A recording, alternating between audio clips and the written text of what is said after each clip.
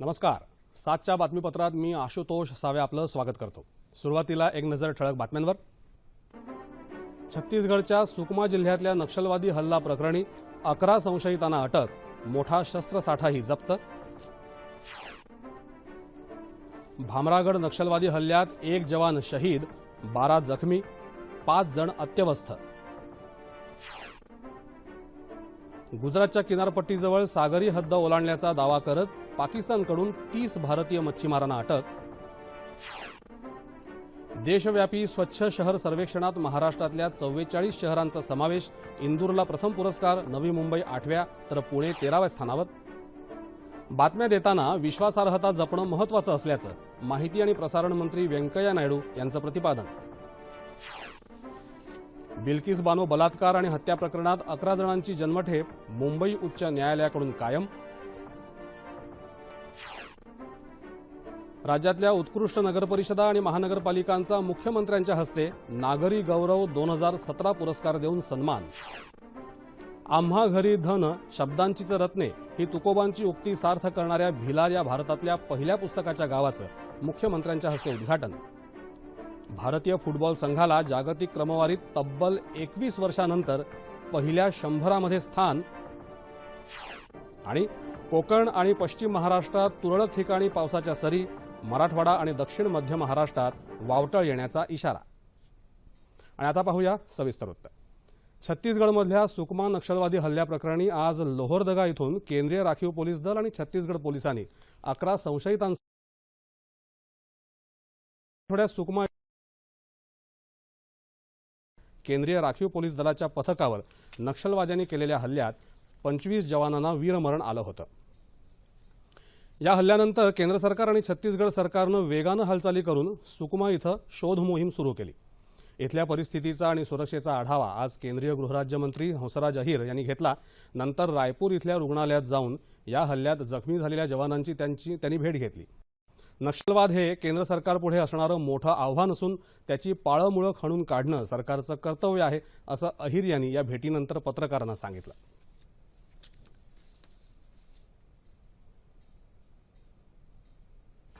क्यों हाथ में हथियार लिए हैं, इसका भी एक बड़ा गहन विषय समाज को करना है. जो भी गरीब लोग, गांव के लोग, आदिवासी लोग जुड़े हैं, इनको भी हमें उनसे अलग करने की बहुत बड़ा चैलेंज है. अनावश्यक संघर्ष लगता है, इसलिए कह रहा हूं. और हम इसकी जो भी रणनीति बनेगी, जो भी सोच रहे हैं, कम से कम हम समय में इसको जल्दी कैसे कंट्रोल पाएंगे, इसका हम सोच रहे हैं. बाकी इसकी रणनीति के बारे में अभी हम ज्यादा नहीं बोल पाएंगे. और हमारे होम मिनिस्ट्री से भी और स्वयं हमारे गृह मंत्री राजनाथ सिंह जी भी हैं, आदरणीय प्रधानमंत्री जी भी हैं, इस पर काफी गंभीर है. नक्षलवाद्यांनी गडचिरोली जिल्ह्यातील भामरागड इथं काल संध्याकाळी केलेल्या हल्ल्यात C-60 कमांडो पथकाचा 1 जवान शहीद तर 12 जवान जखमी झाले. 5 जखमी जवानांना नागपुरातील रुग्णालयात उपचारांसाठी भरती करण्यात आलं आहे. काल दुपारी भामरागड तालुक्यात कोपरशी आणि पुलवार जंगल परिसरात नक्षलवाद्यांची सुरक्षा दलाशी चकमक झाली होती. ही मोहीम राबवून परत येत असताना या पथकाच्या वाहनांच्या ताफ्यावर नक्षलवाद्यांनी हल्ला केला. भूसुरुंगाचा स्फोट घडवून ही वाहनं उडवून देण्याचा प्रयत्न करण्यात आला. यापैकी पहिलं वाहन पुढे निघून गेलं तर दुसरं वाहन मात्र भूसुरुंगाच्या स्फोटात उंच उडून उलटलं. सुरेश तेलामी असं शहीद जवानाचं नाव आहे. ते भामरागड तालुक्यातील कृष्णार या गावाचे रहिवासी होते. तेलामी यांना गडचिरोली पोलीस मुख्यालयाच्या मैदानावर अखेरची मानवंदना देण्यात आली. यावेळी अतिरिक्त पोलीस महासंचालक, पोलीस अधीक्षक आणि वरिष्ठ अधिकारी उपस्थित होते.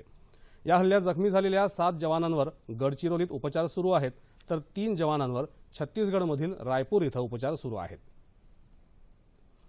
भारत आणि पाकिस्तान यांच्यातल्या वाढत्या तणावाच्या पार्श्वभूमीवर पाकिस्ताननं 30 भारतीय मच्छीमारांना अटक केली आहे. गुजरातच्या किनारपट्टीजवळ सागरी सीमेवर आपल्या हद्दीत शिरल्याचा दावा करत पाकिस्ताननं ही कारवाई केली. यामुळे यावर्षी पाकिस्ताननं ताब्यात घेतलेल्या मच्छीमारांची संख्या 304 वर पोहोचली आहे.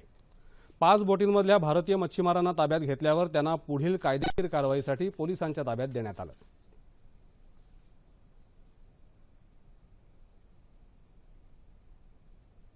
जम्मू काश्मीरच्या शोपियानमध्ये भारतीय लष्करानं मोठी दहशतवाद विरोधी कारवाई सुरू केली असून सुरक्षा दलांनी 20हून अधिक गावांमध्ये तपास मोहीम जारी केली आहे. काल रात्री उशिरापासून सुरू झालेल्या या मोहिमेत सुरक्षा दलाच्या जवानांना मोठ्या संख्येनं तैनात करण्यात आलं आहे। सुरक्षा व्यवस्था पूर्ववत सुरळीत करण्यासाठी शोध मोहीम सुरू करण्यात आल्याचं लष्कर प्रमुख जनरल बिपिन रावत यांनी पत्रकारांशी बोलताना सांगितलं। उन्हाळ्यात हिमाच्छादन कमी होत जाण्यामुळे घुसखोरीचे प्रकार वाढतात, त्यावर उपाययोजना म्हणून ही मोहीम सुरू असल्याचंही ते म्हणाले।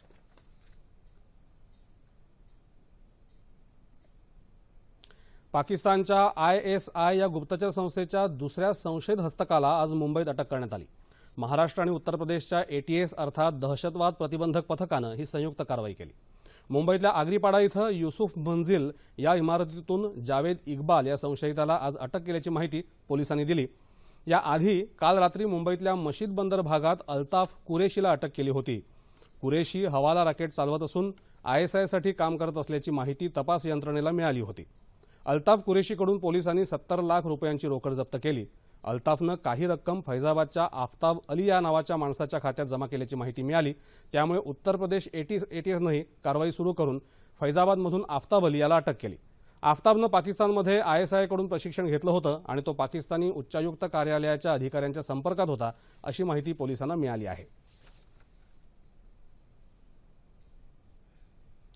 स्वच्छता अभियान आता जन आंदोलन बनलं आहे। 2019 पर्यंत संपूर्ण भारत स्वच्छ करण्याचा संकल्प नक्कीच पूर्ण होईल, असा विश्वास केंद्रीय नगरविकास मंत्री व्यंकय्या नायडू यांनी आज नवी दिल्लीत व्यक्त केला। स्वच्छता सर्वेक्षण 2017चे पुरस्कार नायडू यांच्या हस्ते आज वितरित करण्यात आले, त्यावेळी ते बोलत होते। स्वच्छ शहरांमध्ये इंदूर प्रथम, भोपाळ दुसऱ्या तर विशाखापट्टणम हे शहर तिसऱ्या क्रमांकावर आहे। नवी मुंबई 8व्या तर पुणे शहराला 13वं स्थान मिळालं आहे।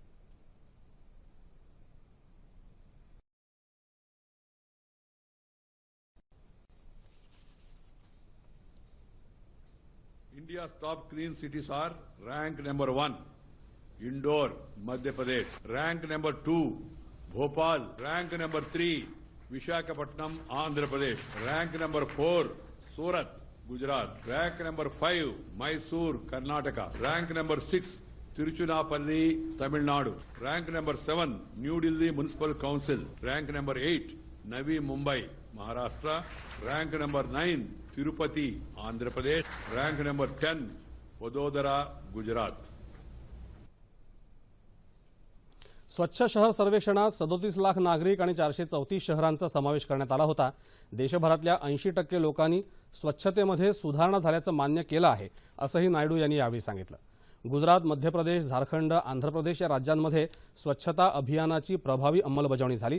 गुजरातमधील 12, मध्य प्रदेशमधील 11 तर आंध्र प्रदेशातील 8 शहरं स्वच्छ असल्याचं दिसून आलं, तर उत्तर प्रदेश सर्वात अस्वच्छ राज्य ठरलं। या सर्वेक्षणात 50 अस्वच्छ शहरांपैकी 20 शहरं उत्तर प्रदेशातली आहेत। देशातल्या 434 स्वच्छ शहरांमध्ये राज्याच्या 44 शहरांची नावं झळकली आहेत। यात जिल्ह्यांच्या ठिकाणांखेरीज शिर्डी, पिंपरी चिंचवड, कल्याण डोंबिवली, अंबरनाथ, उल्हासनगर, कुळगाव बदलापूर, मीरा भाईंदर, इचलकरंजी, पनवेल, वाघला, मालेगाव, बार्शी, हिंगणघाट आदी शहरांचा समावेश आहे। या यशाबद्दल ठाणे परिसरातील नागरिकांनी दूरदर्शनकडे आपल्या प्रतिक्रिया व्यक्त केली। बहुत कुछ है जो हम लोग कर सकते हैं स्वच्छता के हिसाब से जी, और इस सब का हम यहाँ के रहवासियों को बहुत फ़ायदा हो सकता है। तो थोड़ा सा और मेहनत करेंगे तो हम ज़रूर इंडिया में ही नहीं पूरे दुनिया में स्वच्छता के मामले में सबसे पहले नंबर पे आ सकते हैं। जी, एवढी आमच्या मुंबईमध्ये स्वच्छता आहे। अच्छा, म्हणून मुंबईत स्वच्छता बाबतीत चांगलं आहे। तर आम्ही खुश राहायलाच पाहिजे। तर ह्याच्यात आणखी प्रगती झाली पाहिजे, आमचा नंबर 1-2 मध्ये आला पाहिजे अशी आमची अपेक्षा आहे। हे आम्ही सगळ्या लोकांनी प्रयत्न केला पाहिजे। वृत्तांकन करताना विश्वासार्हता जपण्याची आवश्यकता असल्याचं प्रतिपादन केंद्रीय माहिती आणि प्रसारण मंत्री व्यंकय्या नायडू यांनी आज नवी दिल्लीत केलं। दूरसंचार नियामक प्राधिकरणाच्या 20व्या वार्षिक समारंभात ते बोलत होते। सत्य माहिती दळवून विपरीत गोष्टी घाईगडबडीनं प्रक्षेपित करण्याचा मोह माध्यमांना होतो, अशा वेळी बातमीची सत्यता पडताळून पाहिली जात नाही, याबद्दल नायडू यांनी खेद व्यक्त केला। पंतप्रधान नरेंद्र मोदी यांच्या मन की बातमुळे नभोवाणीला देशाच्या कानाकोपऱ्यातून श्रोते मिळाले आहेत, असंही नायडू यांनी नमूद केलं।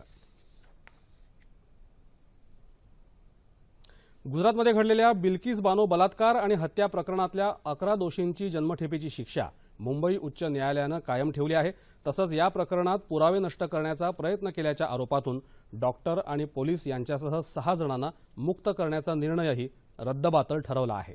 गोधरा इथं झालेल्या दंगलीनंतर बिल्किस बानो या महिलेवर सामूहिक बलात्कार केल्याप्रकरणी आणि तिच्या कुटुंबातील 7 जणांची हत्या केल्याप्रकरणी मुंबईच्या विशेष न्यायालयानं 21 जानेवारी 2008 रोजी या प्रकरणातल्या दोषींना जन्मठेपेची शिक्षा सुनावली होती। या प्रकरणातल्या दोषींनी त्यांना सुनावलेल्या शिक्षेच्या विरोधात उच्च न्यायालयात याचिका दाखल केली होती। न्यायालयानं त्यांची याचिका फेटाळली। पहिल्या नगरविकास दिनानिमित्त राज्यातल्या उत्कृष्ट नगरपरिषदा आणि नगरपालिकांना मुख्यमंत्री देवेंद्र फडणवीस यांच्या हस्ते विशेष पुरस्कारांचं आज वितरण करण्यात आलं। पेयजल, सांडपाणी व्यवस्थापन, सर्वाधिक वसुली आणि कचरा वर्गीकरण यामध्ये सर्वोत्तम कामगिरी करणाऱ्या उस्मानाबाद, अंबरनाथ, वेंगुर्ला, उमरेड, वाशिम, हिंगोली, शिरपूर, वरवाडे, खोपोली, पंढरपूर या नगरपरिषदांचा तसंच नवी मुंबई महानगरपालिकेचा आज गौरव करण्यात आला। राज्यातल्या नगरपरिषद प्रशासनासाठी वेब पोर्टल तयार करण्यात येणार असून त्याच्या माध्यमातून सर्व प्रशासकीय कामकाज सुलभतेनं करता येणार आहे। तसंच नागरिकांना सेवा हमी कायद्याअंतर्गत विविध सेवा मिळू शकणार आहेत असं यावेळी मुख्यमंत्र्यांनी सांगितलं। सातारा जिल्ह्यातलं भिलार हे गाव आता पुस्तकाचं गाव बनलं आहे। भारतातल्या पहिल्या पुस्तकाच्या गावाचं उद्घाटन आज मुख्यमंत्री देवेंद्र फडणवीस यांच्या हस्ते झालं। वाचन संस्कृती जतन करण्यासाठी भिलारच्या ग्रामस्थांनी विशेष प्रयत्न करून प्रत्येक घरात पुस्तकं उपलब्ध केली आहेत। गावातल्या लोकांनी पुस्तकालाच आपलं कुटुंब मानलं आहे। महाराष्ट्रातच नाही तर देशात आपलं वेगळेपण निर्माण करणाऱ्या भिलार गावात साहित्यिक आणि प्रकाशकांनी येऊन विविध कार्यक्रम घडवून आणावेत असं आवाहन मुख्यमंत्री देवेंद्र फडणवीस यांनी यावेळी केलं। पुस्तकाचं गाव ही संकल्पना परदेशात आहे, ती आपल्याकडेही रुजू शकते या जाणीवेतून भिलारची निवड केली। त्याला भिलारचे सरपंच आणि ग्रामस्थांनी सकारात्मक प्रतिसाद दिल्याचं शालेय शिक्षण आणि मराठी भाषा विभागाचे मंत्री विनोद तावडे यांनी सांगितलं। आम्हा घरी धन शब्दाचीच रत्ने याचा प्रत्यय या गावातल्या लोकांनी आपल्या कृतीतून दाखवल्याबद्दल मुख्यमंत्र्यांनी ग्रामस्थांचं कौतुक केलं। प्रारंभी भिलारच्या सरपंच वंदना भिलाटे यांच्या निवासस्थानी जाऊन आणि काही घरांना भेटी देऊन मुख्यमंत्र्यांनी पुस्तकाच्या गावाची माहिती घेतली।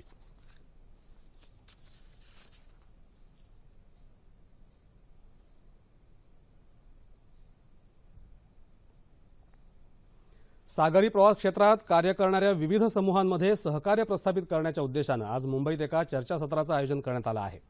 देशात सामाजिक आर्थिक सुबत्ता आणि स्थैर्य प्रस्थापित करण्यासाठी सागराधारित अर्थव्यवस्थेचा आधार घेण्याचा प्रयत्न सरकार करत असून त्याचवेळी सागर प्रवास करणाऱ्या घटकांमध्ये सामंजस्य असणं आवश्यक आहे असं मत नौदल नियोजनाचे महासंचालक व्हाईस ॲडमिरल A.K. सक्सेना यांनी यावेळी व्यक्त केलं। दहशतवादी, चाचेगिरी, अवैध व्यापार आदी धोक्यांपासून देशाचं संरक्षण करण्यासाठी सागरविषयक जागरूकता वाढणं गरजेचं आहे असंही ते म्हणाले। भारतीय नौदल, नॉटिकल संस्था आणि इंडियन मेरीटाईम फाउंडेशन यांनी संयुक्तपणे या चर्चासत्राचं आयोजन केलं होतं।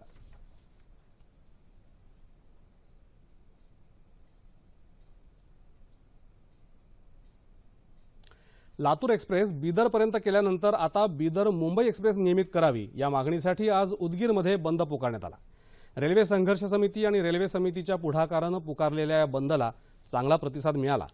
बंद काळात सर्वपक्षीय नेत्यांनी उपजिल्हाधिकाऱ्यांना आपल्या मागण्यांचं निवेदन सादर केलं। बीदर मुंबई गाडी सध्या आठवड्यातून 3 दिवस धावते। या भागातल्या जनतेच्या सोयीसाठी ही गाडी नियमित करावी। बीदर यशवंतपूर आणि बीदर हैदराबाद या दोन्ही रेल्वे मार्गांचा लातूरपर्यंत विस्तार करावा अशा मागण्या यावेळी करण्यात आल्या।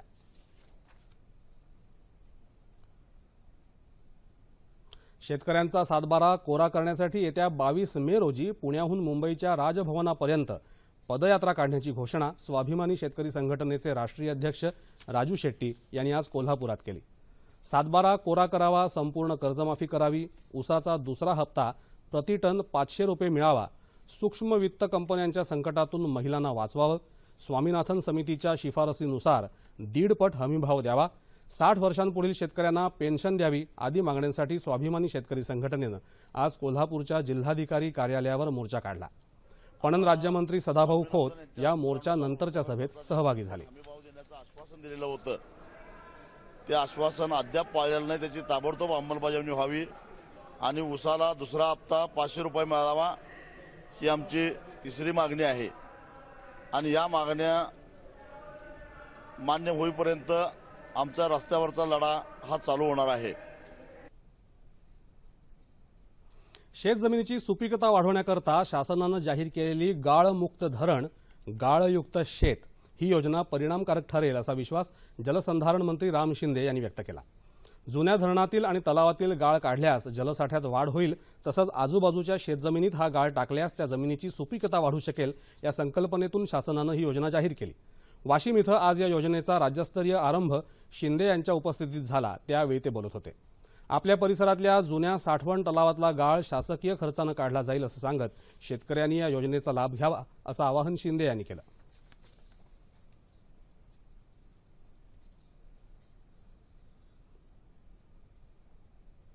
नवीन जर पाझर तलाव घ्यायचा असेल तर ते ॲक्विजिशन, त्याचा परत लोकांचं शेतकऱ्याचं कन्सेंट, नवीन बांधकाम, त्याला येणारा खर्च, हा सगळा जर पाहता आपल्याला याच्यातलाच जर गाळ काढला आणि आपली याच्यातली जर पाण्याची क्षमता वाढवली तर त्याचा उपयोग निश्चित स्वरूपामध्ये शेजारच्या शेतकऱ्याला होईल आणि त्या गाळाचा उपयोग देखील शेतकऱ्याला होईल। असा दुहेरी फायदा याच्यामध्ये होणार आहे। रायगड जिल्ह्यातल्या पेण प्रायव्हेट हायस्कूल आणि कनिष्ठ महाविद्यालयातल्या विद्यार्थ्यांनी सेंद्रिय शेती करून शेतमळा फुलवला आहे। शेतकरी शेतात कसा राबतो याचे प्रत्यक्ष धडेच विद्यार्थ्यांनी गिरवले आहेत। हा शेतमळा फुलवला आहे विद्यार्थ्यांनी। वर्गातला अभ्यास झाल्यावर थोडा वेळ विद्यार्थ्यांनी ही सेंद्रिय शेती केली आणि त्यांच्याकडून ही किमया करवून घेतली ती प्राध्यापक उदय मानकवळे यांनी। पेण प्रायव्हेट हायस्कूल आणि ज्युनियर कॉलेजमधल्या सुमारे 60 विद्यार्थ्यांना मानकवळे यांनी मार्गदर्शन केलं। सेंद्रिय शेतीचे प्रयोग करावेत असा आमचा मानस होता। त्या अनुषंगाने आम्ही 1 गुंठ्यामध्ये पालक, मेथी आणि कोथिंबीर असं सेंद्रिय शेतीचा प्रयोग केलेला आहे। श्रमाचं महत्त्व, त्याचबरोबर मातीशी नातं हे विद्यार्थ्यावस्थेत महत्त्व समजावं यासाठी आम्ही प्रत्यक्ष सेंद्रिय शेती करण्याचा प्रयोग केलेला आहे। तसंच दरवर्षी विविध ठिकाणांवरून विद्यार्थी बिया जमा करतात आणि सेंद्रिय पद्धतीने लागवड करून त्यांचं संगोपन करतात। दरवर्षी या बियाण्यांपासून 10,000हून जास्त रोपांची निर्मिती केली जाते। शालेय अभ्यासासोबतच विद्यार्थ्यांची मातीशी नाळ जोडली जावी यासाठी शाळा आणि महाविद्यालयानं राबवलेला हा उपक्रम निश्चितच कौतुकास्पद आहे। शेतकऱ्याला वैयक्तिकपणे यांत्रिकीकरण, सिंचन अशा अनेक मर्यादा असतात। उत्पादन खर्चही वाढतो, मात्र गटशेतीचा अवलंब केला तर उत्पादन खर्च कमी होण्याबरोबरच वाजवी भावात विपणन करणंही शक्य होईल। एकूणच गटशेती शेतकऱ्याला सक्षम करेल आणि ग्राहकाच्या खिशावरही भार वाढणार नाही।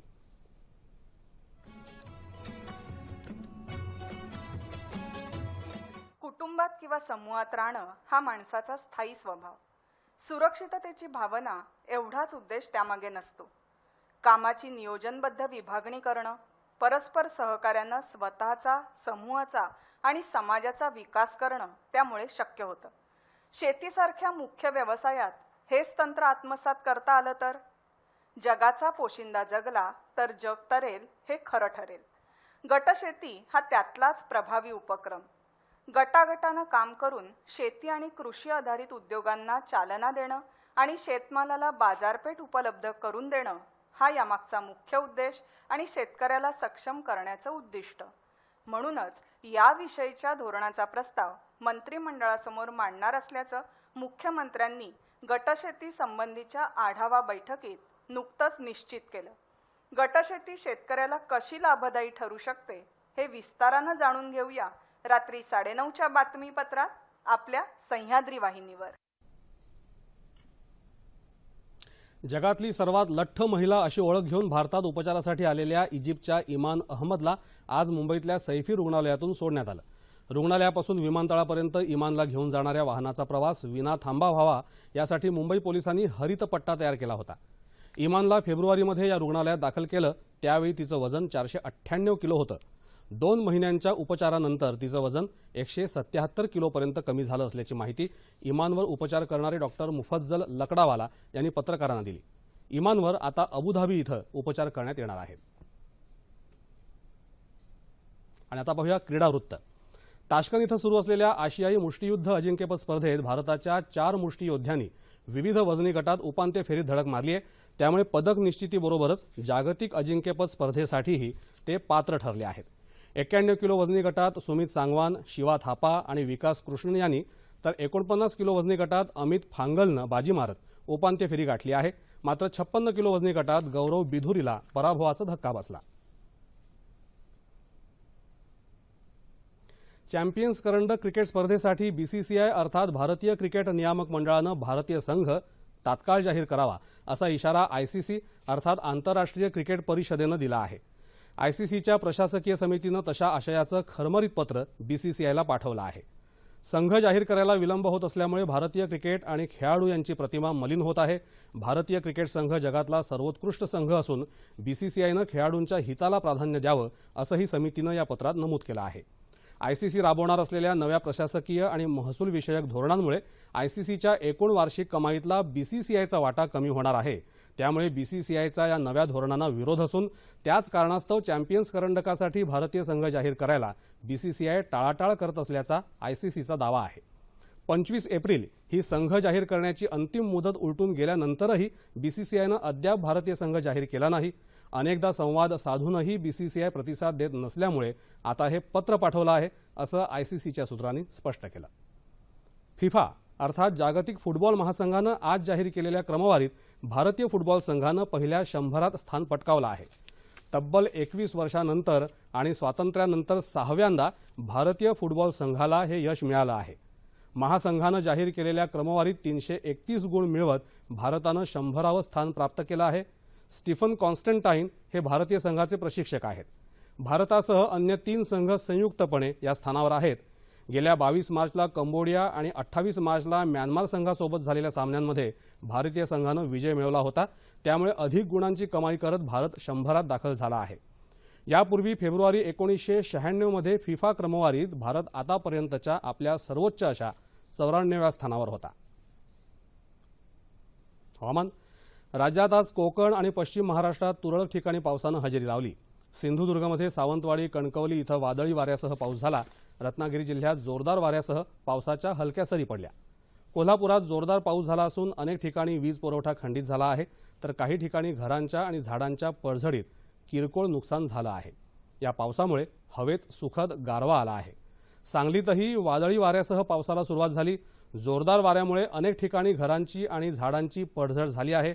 तसंच काही ठिकाणी गारांसह पाऊस पडत असल्याचं वृत्त आहे। येत्या 2 दिवसात दक्षिण मध्य महाराष्ट्र, मराठवाडा आणि विदर्भात तुरळक ठिकाणी गडगडाटासह वावटळ येण्याचा इशारा हवामान विभागानं दिला आहे। तापमान अंश सेल्सिअसमध्ये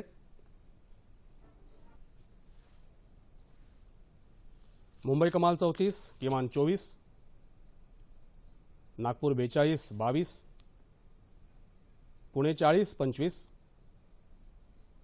औरंगाबाद 41, 25, नाशिक 41, 22, कोल्हापूर 36, 22, रत्नागिरी 33, 27, सोलापूर 40, 21 आणि अमरावती कमाल उपलब्ध नाही, किमान 27 अंश सेल्सिअस। आणि शेवटी ठळक बातम्या पुन्हा एकदा। छत्तीसगडच्या सुकमा जिल्ह्यातल्या नक्षलवादी हल्ला प्रकरणी 11 संशयितांना अटक, मोठा शस्त्रसाठाही जप्त। भामरागड नक्षलवादी हल्ल्यात 1 जवान शहीद, 12 जखमी, 5 जण अत्यवस्थ। गुजरातच्या किनारपट्टीजवळ सागरी हद्द ओलांडल्याचा दावा करत पाकिस्तानकडून 30 भारतीय मच्छीमारांना अटक। देशव्यापी स्वच्छ शहर सर्वेक्षणात महाराष्ट्रातल्या 44 शहरांचा समावेश। इंदूरला प्रथम पुरस्कार, नवी मुंबई 8व्या तर पुणे 13व्या स्थानावर। बातम्या देताना विश्वासार्हता जपणं महत्त्वाचं असल्याचं माहिती आणि प्रसारण मंत्री व्यंकय्या नायडू यांचं प्रतिपादन। बिल्किस बानो बलात्कार आणि हत्या प्रकरणात 11 जणांची जन्मठेप मुंबई उच्च न्यायालयाकडून कायम। राज्यातल्या उत्कृष्ट नगरपरिषदा आणि महानगरपालिकांचा मुख्यमंत्र्यांच्या हस्ते नागरी गौरव 2017 पुरस्कार देऊन सन्मान। आम्हा घरी धन शब्दांचीच रत्ने ही तुकोबांची उक्ती सार्थ करणाऱ्या भिलार या भारतातल्या पहिल्या पुस्तकाच्या गावाचं मुख्यमंत्र्यांच्या हस्ते उद्घाटन। भारतीय फुटबॉल संघाला जागतिक क्रमवारीत तब्बल 21 वर्षांनंतर पहिल्या 100मध्ये स्थान। आणि कोकण आणि पश्चिम महाराष्ट्रात तुरळक ठिकाणी पावसाच्या सरी, मराठवाडा आणि दक्षिण मध्य महाराष्ट्रात वावटळ येण्याचा इशारा। याबरोबरच हे बातमीपत्र संपलं। गटशेती संबंधीच्या धोरणाचा प्रस्ताव मंत्रिमंडळापुढे मांडण्याचे निर्देश मुख्यमंत्र्यांनी नुकतेच दिले। शेती आणि त्यावर आधारित उद्योगांना चालना देणं तसंच शेतमालाला योग्य ती बाजारपेठ मिळवून देणं या उद्देशानं गट शेतीला प्रोत्साहन देण्यात येत आहे। याविषयी अधिक चर्चा करण्यासाठी गेली 15 वर्ष समूह शेती तंत्रज्ञान यशस्वीपणे राबवणारे शेतकरी ज्ञानेश्वर बोडके यांना आज रात्री 9:30च्या बातमीपत्रात निमंत्रित करण्यात आलं आहे। तेव्हा पुन्हा भेटूया पुढील बातमीपत्रात आपल्या सह्याद्री वाहिनीवर। नमस्कार।